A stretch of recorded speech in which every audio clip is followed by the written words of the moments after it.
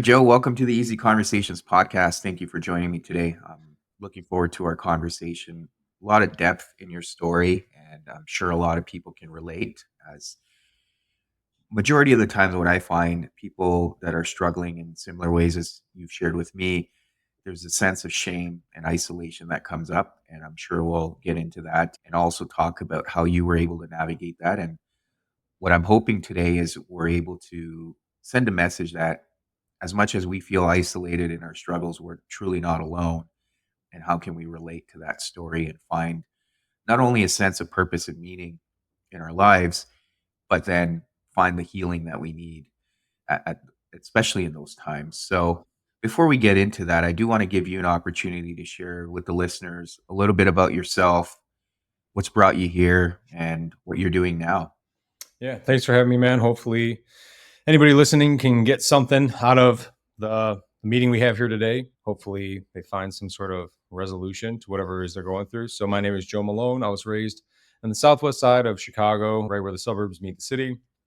Got hooked on some really hard substances at an early age, sticking needles in my arm by the time I was 16, 17 years old, and then didn't want to go down that route. So I ended up joining the Marine Corps, watched my best friend join, saw how that transformed his life. And my time in the Marine Corps was pretty interesting. Was in for 13 years from 2006 to 2019 and had a little bit of broken service in the middle. Ended up joining the special operations component, which was brand new. I was the 10th class to ever graduate. And when I separated from the military, some years after that, after 7 deployments, we lost 16, 17 peers at the unit. It was just a very chaotic time. And I dealt with a lot of survivor's guilt, a lot of prescription over prescribing, a lot of drinking, crazy behavior, concussions, but ultimately realized that our thoughts can control everything. We can regulate our emotions, which will then therefore directly affect our actions. And then the accumulation of our actions over a period of time create the life that we have. And so therefore, when I decided to take control of everything, starting with my thoughts, like James Allen's book, As a Man Thinketh, for example, that's when everything really started to change. Yeah, I appreciate you sharing that. And I do want to explore a lot of those avenues, especially some of the things that you may have been going through in those difficult moments. So, starting off, it's interesting that you mentioned that very early age you were involved in some obviously taking substances, and Yeah. um, I'm just curious to understand what was that exposure and what was going on for you that you were in that situation. And obviously you recognize that it wasn't a great situation and you wanted to create that transformation for yourself, but what got you into that? Girls. That's really what it was. There was a chick, she was a couple years older than me and my buddies, and she was known as like the super hot chick. And one day after school, she invited my buddy and me to go smoke some weed with her. We panicked and didn't. But that left the seedling there to blossom where it was like, oh, that's what I need to do to be recognized by that caliber of female. And that coupled with the fact that where we grew up was really this choke point for drug distribution in the city. So you can get a lot of really hard substances in this place. And they're just the older generation of perverts and pedophiles and creeps. Of course, at the time, I didn't know that. I thought they were cool because they're hooking up with all the chicks that I wanted to hook up with. So I basically just started to do it to be accepted, to be recognized. Of course, you do have some good times in the initial phases, and that really just compounded into, I think I've lost 9 friends now throughout my life to heroin overdoses and a few more probably to suicide. And it just comes from living that lifestyle. A lot of them are still doing the same thing, very unhealthy, horrible living conditions. Some of them are in prison. It's just, unfortunately, it unravels really quickly. And when you're a young kid like that, you could screw up your life pretty bad before you ever even had a chance to start. Hmm. Hmm. So, where do you think that need for acceptance was coming from? Like, I can appreciate we're all at that young age, we're all susceptible to it and we're vulnerable to it in order to fit in, especially as as we enter puberty, we're trying to figure out who we are and where do we fit in the world. And sometimes we tend to put on masks or identify ourselves in a certain way just to fit in. But what was the catalyst for you in terms of having that need? I think it's just a survival mechanism built into our brains. We are social creatures as humans. Even as adults, we do this.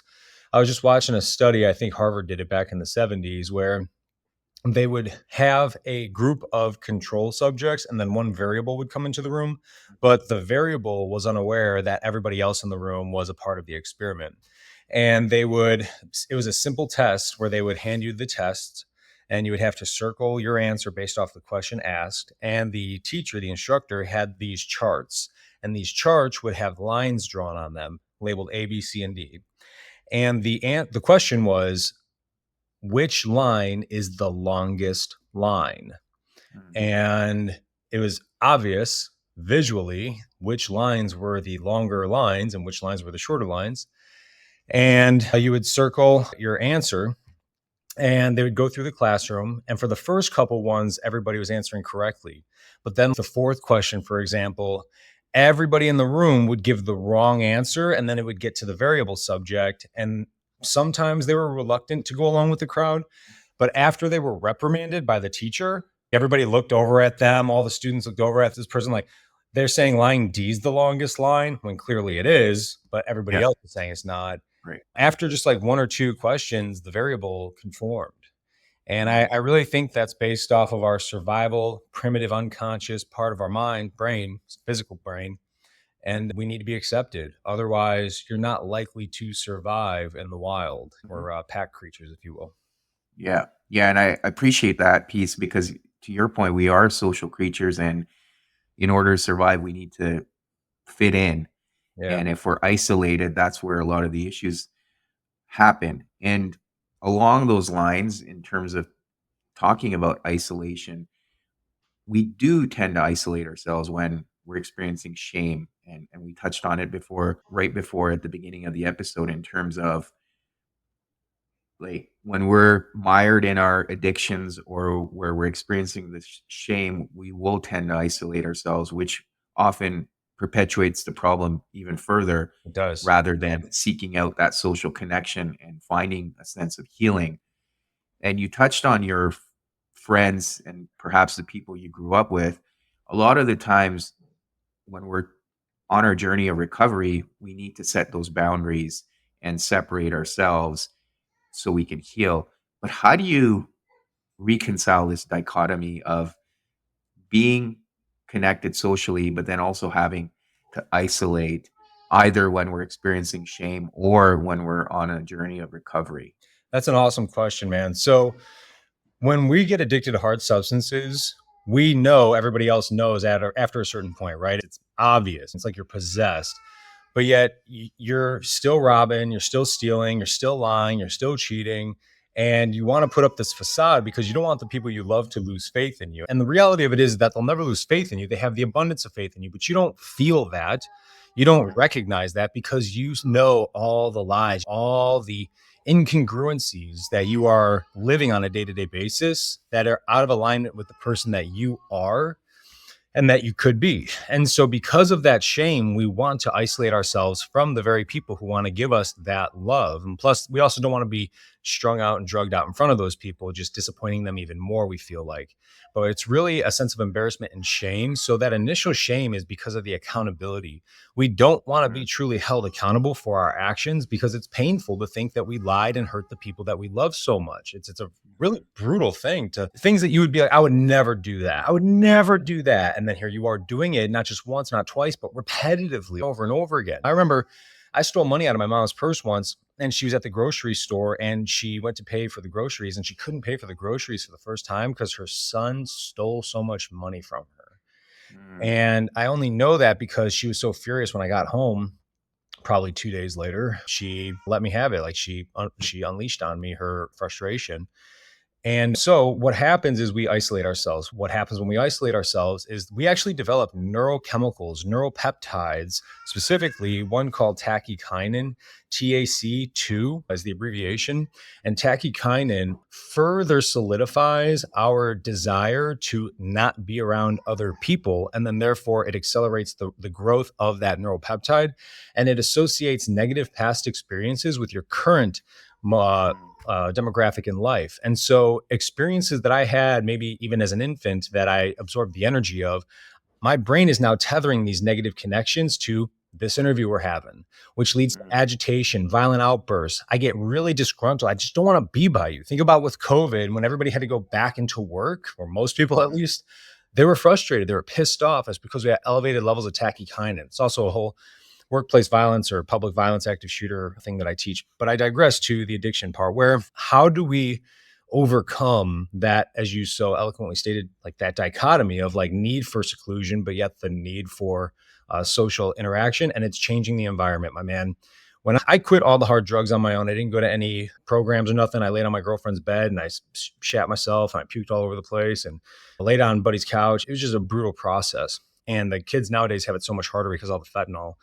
And I had a strong desire to change. So emotion, the Greek root of the word emotion is emotus, energy and motion. We are all energy, and we get yeah. put into motion when we're emotionally connected to something. I had a strong desire to change. I watched my best friend change right before my eyes, and that was enough. Like I still get like teary and goosebumps thinking about when I watched him graduate and how it affected my life. And so because I had the emotional desire to change, I was able to force myself to quit the drugs. But then if I would have stayed in that environment, I would have ended up falling right back into the same traps. And so going to boot camp, joining the Marine Corps, being sent across the world, changing that environment was the best thing that I could have done.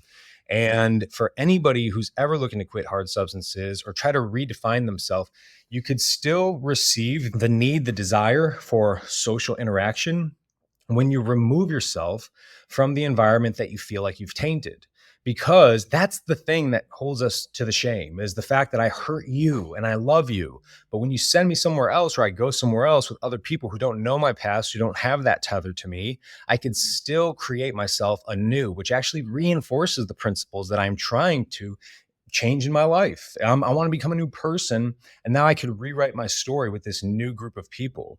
And mhm. it's a big reason why I don't believe in these drug programs and these halfway homes, because all you're doing is sticking a bunch of addicts with a bunch of addicts, and then you're Yeah. just saying don't do drugs. It's like it's crazy. It's like putting a sucker in front of a bunch of little kids and saying give them a lick. Nobody else gets any more sucker. It's not going to happen. To be able to rewrite your story with new people in a new environment that has no trigger, no repository of information in your brain associated with that use is huge. It's critical. And I Mhm, can't stress that enough, especially if you can get out to mhm. like nature type of a program, like where you're working in the woods or something like that. That's also Yeah. very healing as well. Yeah, absolutely. I appreciate that. And there's very interesting thing you touched on because I've started paying attention to this and I'm very curious myself. I don't know the answer, but there is an issue where you said if you put a bunch of addicts together, because what I've noticed is they will often delude themselves saying, "Oh, this is a healthy relationship because we're all in recovery. We've either figured out our shit or we're trying to figure it out." And then they tend to enable each other, or they're so good at playing the game, quote unquote, and I don't see this with judgment because again, you figure out ways in terms of how to manipulate others, right? So they're constantly manipulating each other to the point where they're feeding off of each other. I know that these programs like AA or programs have worked pretty well for some other people. So I don't mean to necessarily bash them at all, because again, they've done like a lot of really good things for a lot of people. But what I think the most important thing to recognize is that whatever identity we happen to give ourselves is the identity that we are going to continue to live within. And so Joe Dispenza, for example, talks about how if your thoughts from today are the same thoughts as yesterday, then you're not changing as a human being. Physiologically, your brain is still wired the exact same way. So if I go around telling everybody, oh, I'm a recovered addict, I'm a former addict, I'm a former addict, I don't tell people that stuff. Mhm, When people ask, I say, yeah, I used to use heroin. Yeah, I used to smoke crack. Yeah, I used to blow cocaine up my nose like I was an 80s rock star when I was like 17 years old. But like, I don't identify as a former drug abuser or a former addict. That's just such a disempowering thought process. mhm, What people, and my advice to people who are struggling with that identity issue, is that You need to do new things to rewire the brain and have new thoughts to rewire your brain. Because when we can rewire our brains, called neuroplasticity, and when we can drive emotional tethers behind that desire for change, it actually solidifies those new neural networks at a much more rapid rate due to the Mhm. neurochemical disposition in our body. And so, if you truly want to change your story, you can. You just have to do new things. Like I use almost every morning, I use a different coffee cup, almost every Mhm. morning, because I don't want to tether yesterday's morning thoughts to today's morning thoughts in the subconscious, which is, of course, the most powerful portion of anybody's existence. The subconscious is the tether to infinite intelligence. And so, if I'm using the same cup every day and doing the same, brushing my teeth the same way every day, for example, I brush my teeth now in the morning. I've been doing this for a few months with my left hand. Every morning when I first wake up, left hand. Why? It's just something new. When Mhm. I'm walking by a wall, I tap the side of it. Why? It's just something new. You Mhm. cannot do the same thing over and over again and expect different results. Pretty sure that's like Einstein's version of insanity. And it applies for our thoughts and our actions within our day-to-day life. You cannot wake up the same way, use the shower the same way, go to the bathroom the same way, have the same thoughts, drive the same way to work every single day. And then you wonder why your life's not changing. It's because you're Mhm. doing the exact same thing every day. You're literally playing the same notes and expecting different music to come out of it. And so change your story by changing your actions. And it starts again with changing your thoughts, which therefore can drive your emotions. Because we are emotional creatures. Information goes to the emotional part of the brain 2 times faster than anywhere else, 2 times faster. Am I worried about this or am I not worried about this? The amygdala, Mhm. fear center, and it's survival based. And so our emotions drive our thoughts, which drive our actions. But as human beings, we have the ability to take a moment and say, stop. Why am I doing this? Why am I being emotionally hijacked by external forces right now? Oh, that's why. That's interesting. I'm going to come back and think about that later, but I don't want to feel that way. I want to feel this way instead. Mhm. And Mhm. when you make that decision to feel that way, driven by that emotional tether for the desire to change and live a better life, then you can begin to behave in that way. But it always starts with the little things like drinking a tall glass of water first thing upon waking up. 90% of the people in the world don't do that. Guarantee you, if you start to do that every single day, you're already going to start to see a change in your life. Yeah, I appreciate that. And I think one of the things I'm hearing from you there is the idea of optimal challenges. And I think to your point, you referred to the brain, but I think in general, even with our body, any form of growth needs to happen through having that optimal level of challenge. And if we're not doing things, different things every day, we're not challenging ourselves, we can't expect to grow. So You can't. for plasticity piece as well, to be able to shift some of those neuro, like the connections, synaptic connections, by doing different things and challenging yourself, like brushing your teeth with your left hand. That's a unique challenge, right? So And I it's definitely. And it sounds stupid, but like I'm telling you guys, when I stopped drinking, when I left the military, dude, I put a gun in my mouth every single day for probably 500 days straight. Like it was just, I was just ready. I think it was divine intervention as to why I never did actually pull the trigger because I've fallen asleep with the gun in my mouth and my finger was still on the trigger. And I just actually had that gun out pretty recently. And that trigger is like half a pound of pressure. You could breathe hard and that gun could go off. So I have no idea why it didn't. But, anyways, if you don't do something different. So when I started to change my life, I literally started just by drinking a tall glass of water in the morning when I woke up. That's it. Hydrates me. It's healthy. We're made up of 80, 90% water, anyways. It helps me just feel better. It wakes you up. So, just by making that one change right there, you could then build momentum. So, 7 days later, maybe you add a hydration packet to that water. 20 days later, maybe you start taking a cold shower in the morning as well. And all these things I would just start to easily stack upon one another because I had the increase in time, because I had such a strong desire once again to change. But these things sound stupid and trivial. But when you've got nothing to lose, like you really truly just don't care about your life or yourself anymore, then you'll try just about anything. And then once you reach that point where it doesn't matter anymore, you truly kill yourself. But that was how I started, man. And that's how I recommend people start as well. And I've helped a few other people out with those small, I like how you say optimal challenges, because optimal doesn't necessarily mean like the maximum of Right. challenges. I'm not brushing my teeth with my feet, but at the same time, it's just different enough to where it causes me to focus, concentrate in the moment a little bit more. And now I'm more open minded, literally, for Mhm. new things to change within my day to day. And that's what allows me the best opportunity to make the most out of today.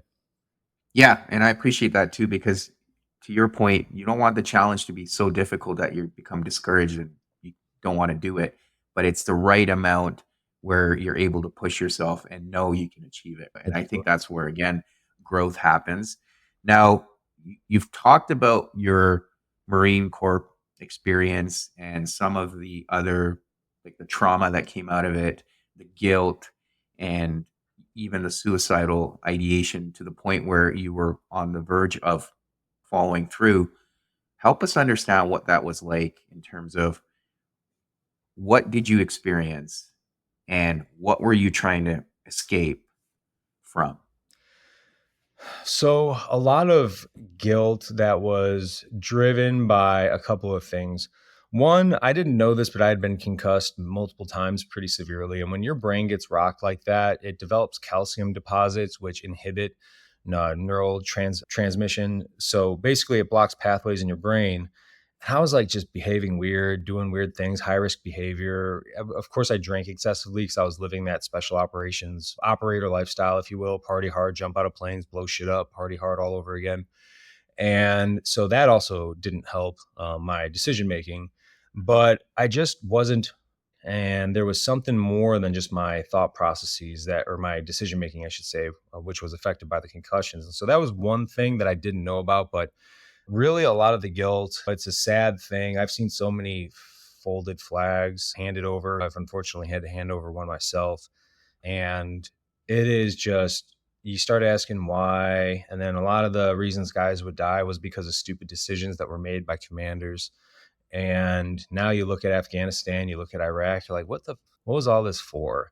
And then you start to realize that, oh, BlackRock owns major stakeholder shares in all the major military industrial complex manufacturers. Oh, what do you know? NATO all has their weapons conform to NATO standard, which is all made mhm, by all these major military industrial complex manufacturers, which are all owned by the same company. And you look at foreign policy, and you see the politicians, especially when you're at that level in the special operations community. We were doing some crazy stuff out in the middle of mhm, nowhere, but it was all for what? Some of it was probably to safeguard US interests and save some people. Like ISIS was really nasty. They did a lot of really horrible things. Obviously, the Taliban are no Girl Scouts either.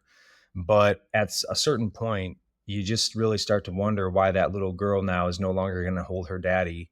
And you start watching those kids and they're crying for their dad at night. You're trying to watch them for the widows while they go out for dinner or something like that. Kids crying, wanting their daddy.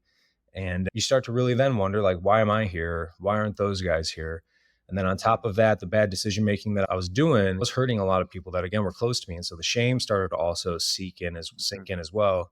And it just compounded and compounded. And then the booze and then the prescription meds. And then before you know it, you're so spiraled out of control on antidepressants, which are making you twice as depressed and just maniacal, quite honestly.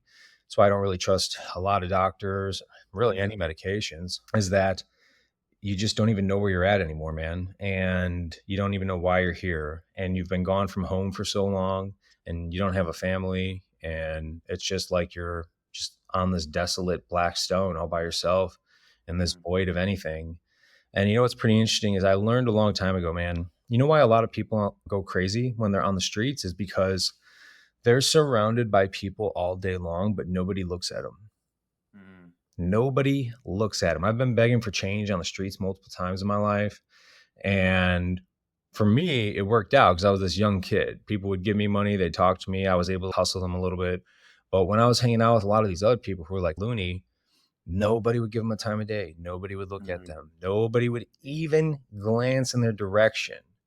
And can you just imagine what that must be like? You're a ghost, mhm, and that hurts and it develops a lot of bad neurochemicals in the body, a lot of stress. And so, therefore, you end up going crazy. It's what I felt like was happening to me, man. I felt like nobody was there anymore. Everybody had either left me, abandoned me, or I pushed them away. And it was just mhm, like I was sitting in this mass void. And yeah, I just didn't want to feel that way anymore. It just was so overbearing. It was so brutal. I mean, it's not like 1 month or 2 months I was doing this. We're talking years of my life, man, where I was just slugging a fifth of booze every single night, just slugging booze, popping pills, crashing my car, crashing my motorcycle, taking hallucinogens, taking fistful of MDMA and Molly, just trying to find peace and stability anywhere in all of it. But of course, I was just spiraling myself further and further out of control. It Mhm. was a pretty dark time. Yeah, and one of the things, just to dive into a bit deeper, you mentioned you were pushing people away, and often that is a also a result of wanting to be able to say, "Hey," it's a self-fulfilling prophecy, right? By being able to push people away, you're like, "Hey, here, this is more evidence that no one wants to be around me," and that can be a very difficult place to be in. So, again, thank you for sharing a lot of that. So, what then was that moment or series of events that led to a shift for you and wanting to change and make a difference?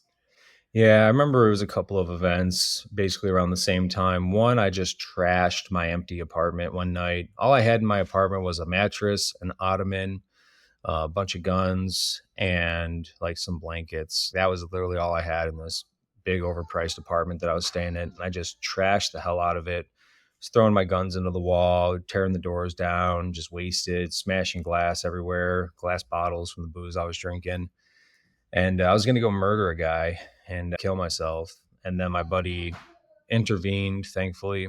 That was one night, one event. And then the other was talking to a really good childhood buddy of mine, was asking me when the last time I talked to God was. That was another really big event. And then I had this chick that I was like not dating, but was just seeing. And she told me she had AIDS and she just made it all up. But that was a pretty big reality check where I was just like, what the fuck am I doing? And then my sister came to visit me once, and my sister being with me, I just kept thinking, what if I did kill myself? What that would do to her?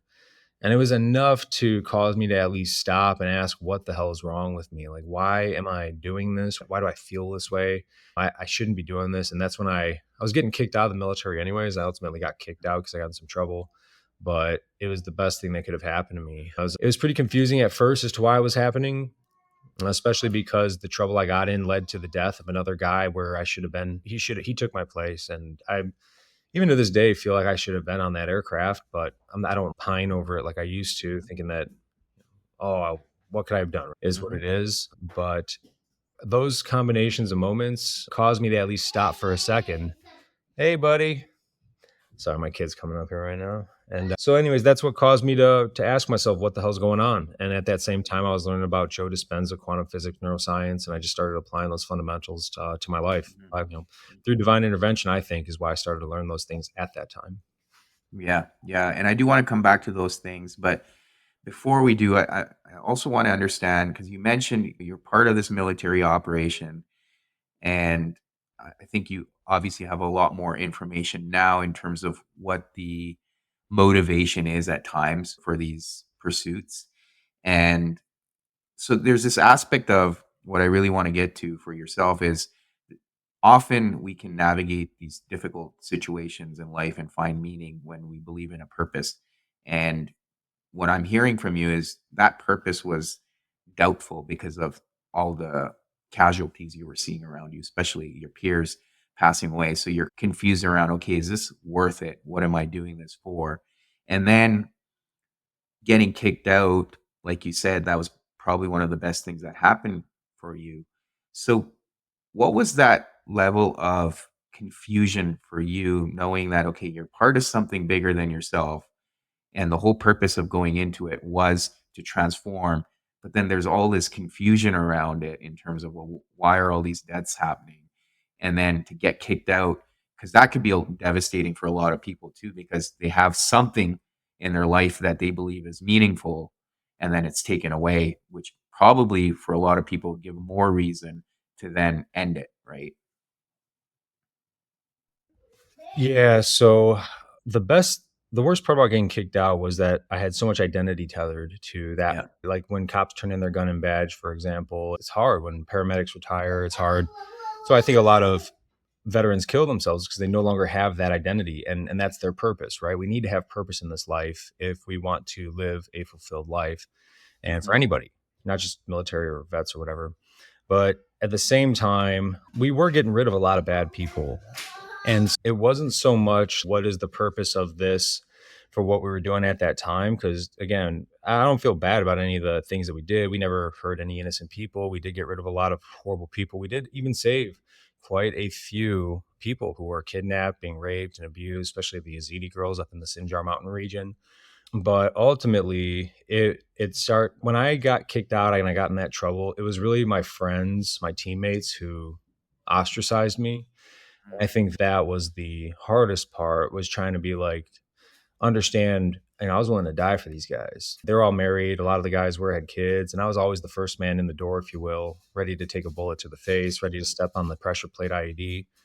And when they were turning their back on me so quickly, that's what really threw me for a loop more than anything. And so Mhm. finding that identity and trying to refine a new identity and a new purpose was without a doubt one of the most difficult, but at the same time really important things that I needed to be able to find and overcome. And so fortunately Mhm. I was able to be disciplined enough and focused enough to actually discover that. And really what it boils down to is just translating all the things I've done and learned in my life to help everyday people. Mhm. Mhm. Yeah, and that kind of leads into a thing or a couple of things you mentioned. So one of the turning events you mentioned was your friend asking, when was the last time you talked to God? And then you referred to a lot of series of events that could have led down a different path, but through divine intervention, you came out in a different way. How have you been able to put all piece of all of that together, and what has that relationship, whether it's to the divine or God, how has that helped you transform? So I believe life happens for us, not to us. And when you make that small shift in perspective, you could have greater faith being a state of mind, state of emotion, and it could also be induced when you tell yourself something enough. But really just asking myself, what was the point and purpose of everything that I've done? And trusting myself to sit in silence and to listen to God and to just basically go into my own thoughts, my own mind, and ask myself, what could I help people with? Because I think we're all here to help somebody in some form or fashion. And okay, I'm really good at shooting. I'm really good at situational awareness and fighting and things like that. And so I was like, okay, is there a just purpose in that? And I think there absolutely is. Just because I'm an anti-violence advocate doesn't mean I'm going to let you rape and murder my family. However, unfortunately, a lot of people don't even know or have the ability to defend themselves or their family. And when we don't have the ability to defend ourselves or our family, it raises anxiety because of our survivalist instinct. And so that means that if I can't defend myself, I'm going to be less trustful of other people around me because I don't have faith in myself to defend the people I love, which means that I'm more divided, I'm more ostracized, I'm more isolated from the rest of society, which means that it's much more difficult for us all to get along and help one another. And I truly believe that if we all, at the most primitive level, security and safety are our biggest need, aside from oxygen, that if we all had that ability, then we can be more open minded, more open hearted. And when I made that connection, I realized that I could help propagate love and unity amongst my fellow humans by empowering them with the gift of what I call lethality, like true lethality. It's not just being deadly, it's the ability to live a peaceful, positive, and beautifying lifestyle. And I think that resonates with my idea of God. And so that's really what drove me to go down that pathway. Mhm, mhm. Yeah, and that sounds like that's become your purpose. And how do you then every day live that purpose? Like, how do you hold yourself accountable and take that ownership of living that life of purpose? It's definitely not easy, man. I try to get my ass kicked every single day, all day long. But when I don't forget the pain, I don't forget the gut wrenching, just disemboweling, crippling, bone crushing pain that I've experienced in my life, emotionally, psychologically, even physically at times. And I think it's important that we don't forget that, because we very easily can forget those hard times. And so, therefore, we very easily forget how far we've truly come.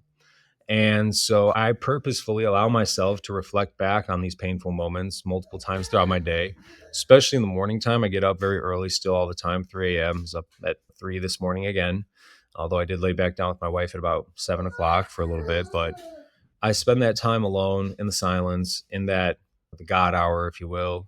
And I just try to remind myself of where I've come from and then where I want to go.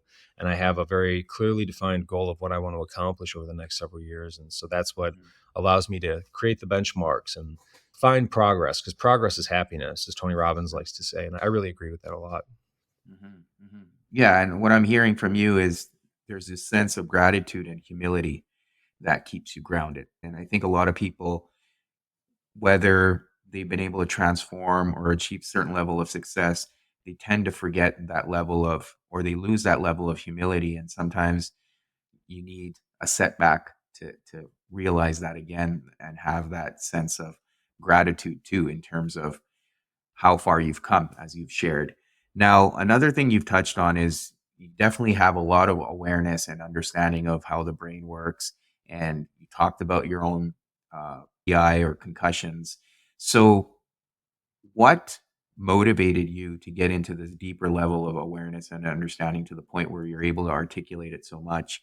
Was it just to be able to help yourself or others? What's been your motivation behind all of that? Yeah, it started out to help myself and to break free from this depressive cycle that I was in.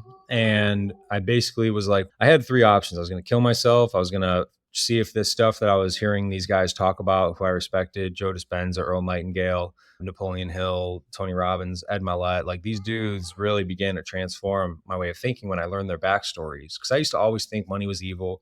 Rich people came from hedge fund families. Up until my early 30s, I really thought that. But then when I started to learn about these millionaires and these billionaires, and how so many of them come from these crazy background stories. Some of them were Eric Spofford is a nine-figure man, net worth, and he was a former heroin addict. Wes Watson did 10 years in hardcore prison penitentiary. And I'm not saying that those people's ideologies and the way that they teach and think is for everybody, but what I'm saying is that it shifted my perspective. And when it shifted my perspective, or then the third option was to go overseas and just fight as a guerrilla fighter somewhere in some combat and probably get killed. But when those guys began to shift my perspective on what wealth truly could be and where those people were all coming from, I said, okay, let me see if this stuff works. And as I began to apply it in my life, I saw that it began to work. And I saw it begin to work, I started to become obsessed. And I started to also make these connections because I'm going through the traumatic brain injury program, last 18 months of the Marine Corps. So I'm learning about the neuroscience. I'm doing the studies and the research with Joe Dispenza. I'm learning about quantum physics and that connection between the physical and the spiritual realm. Learning from Robbins and Mylett and all these other guys about the power of mindset and how we could shift it. And now they're all becoming connected. They're all becoming tethered. And then I Mhm, begin to apply it in my life every day. I also realize that this is how we train ourselves in the special operations community. You have to, in order to create great proficiency, you have to master the basics. You don't practice or rehearse something until don't get it wrong, you get it right. You practice something until you can't get it wrong. That's such a different level of intensity and such a different level of purpose and intent. And the reason why is because the more you do something, you're solidifying the neural network in the brain. It's like walking through the forest for the first time versus 10 million times up the exact same road every single day. Eventually, you could drive a semi truck through that thing because you've broken down the floor of the fauna so much. Brain works the same way. The neural pathway is weak at first. The more you send signals over it, the stronger it becomes. And the stronger it becomes, the more it becomes you and who you are.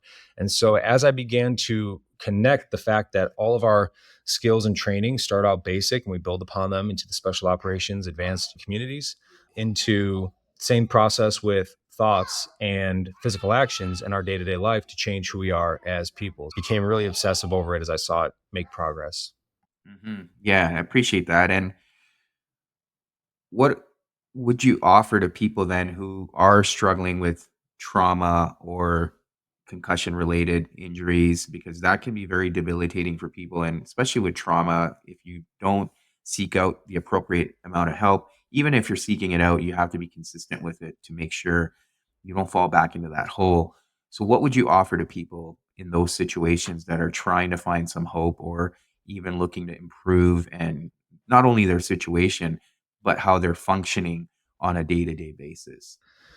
Yeah, it's always going to start back to your emotional tether. Why do you want to change? And unfortunately, for most people, we don't want to change truly. We don't really want to change until we've screwed something up so bad in our life that we have no other choice. And that's why these life altering, major life changing moments in people's lives are what often are the catalyst to them becoming a new person because they're so emotionally driven, they're so emotionally tethered, they're so emotionally involved in whatever it is that happened that they can't bear to be the same person anymore.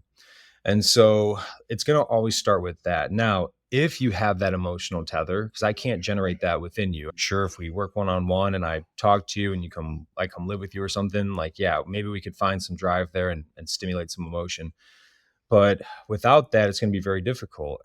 If you do have that, then change your scene. The simplest thing that people could do is change your scenery. And if you can't change your scenery and your environment for whatever reason, then start to do those different daily techniques. Start small, drink a tall glass of water every single morning, post it on Instagram. So now you have some sense of accountability. And when you fail, just get right back on it, man. Everybody's going to screw everything up at some point in time, but it's a matter of what do you tell yourself? What's the story? What's the frame that you have when you do screw it up?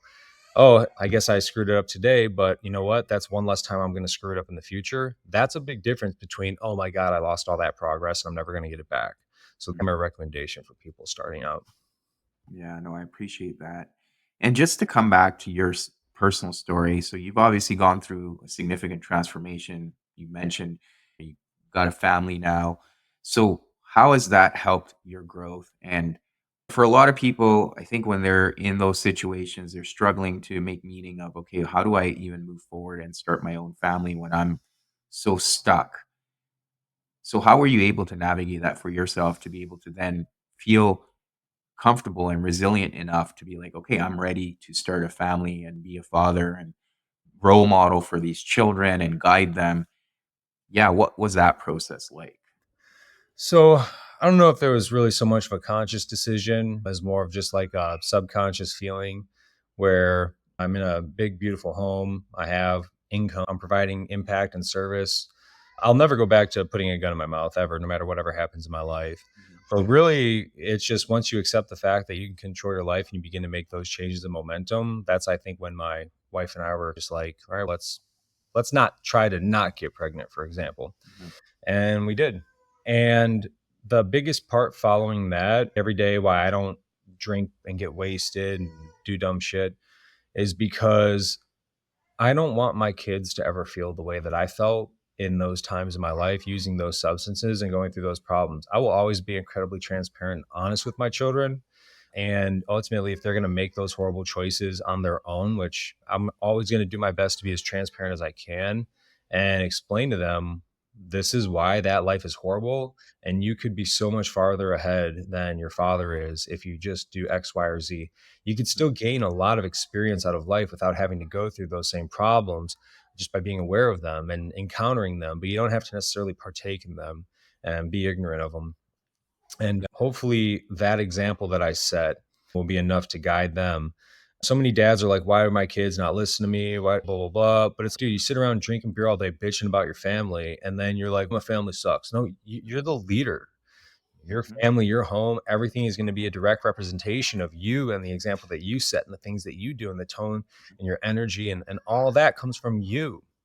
And so it's your fault that your kids don't listen to you. It's your fault your kids are suicidal. It's your fault that your wife can't stand you. It's your fault that your neighbors suck because that's your own mhm, perspective and the way that you're treating people in the world. So it's really just a matter of me wanting to provide the best life that I possibly can so that they can be smart, intelligent. I have two boys, so I want them to be highly masculine and capable of saving and providing and protecting.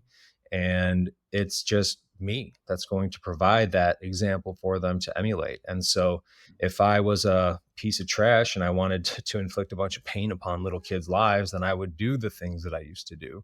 But I just don't want to do those things anyways. And that's really the big driving force. You got to have some purpose in this life. You have to have mhm, some legacy to leave your family. You have to have some example to set for your family.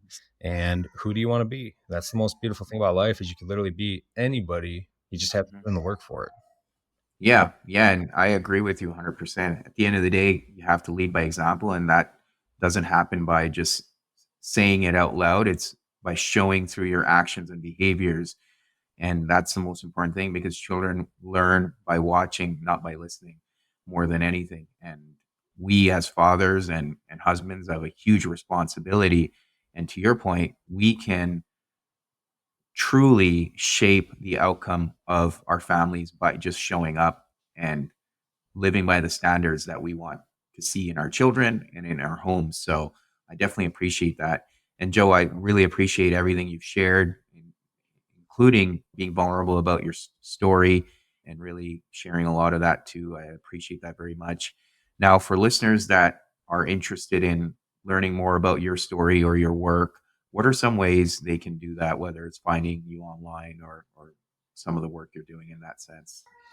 Yeah, joemalonetraining.com is the best website. And then Instagram, Joseph Malone Official. I put a lot of safety tips up on there and a little bit of mindset stuff and lifestyle things. Anybody could always reach out to me directly if they have any questions. I do work with some people individually, but it's pretty limited for the most part. If you want to get some good weapons training in, if you want to learn how to protect your family, your home, we have the Lethality University, which is interactive online virtual training platform. Bradley and his people over at Lightspeed VT, we teamed up and we created what I think is the best family safety program ever created in the history of mankind. I highly recommend people go check that out. No, I appreciate that. We'll definitely put all of that in the show notes. But thank you again, Joe, for your time today and coming on here. Very much appreciated. Thanks for having me, brother. Anytime, man.